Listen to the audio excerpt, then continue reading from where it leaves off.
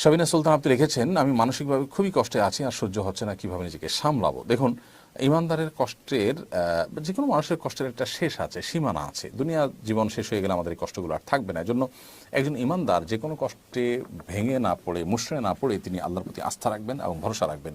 মনে রাখবেন যে এই পরিস্থিতি আপনার যে কষ্টের কারণ হচ্ছে, এটার এক সময় এন্ডিং আছে, এর একটা শেষ আছে, বিধায় এক সময় এটা শেষ হবে। বিধায় আপনি সবর করবেন এবং আল্লাহ সুবহানাহু ওয়া তাআলার কাছে কেমন বাক্যে দোয়া করবেন।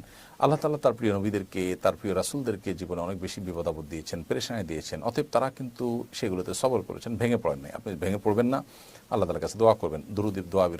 দুরুদ এবং দোয়া ইউনুস এবং ইস্তেগফার বেশি বেশি পাঠ করবেন। এবং বিশেষ করে এই ধরনের পরিস্থিতিতে আল্লাহ তাআলার কাছে ডিপ্রেশন থেকে বাঁচার জন্য দোয়া করবেন। আল্লাহুম্মা ইন্নী আউযু বিকা মিনাল হাম্মি ওয়াল হাযান। আল্লাহ, আপনার কাছে টেনশন, পেরেশানি, ডিপ্রেশন থেকে আমরা পানাহ চাই। আশা করা যায় আল্লাহ তাআলা আপনার প্রতি রহম করবেন।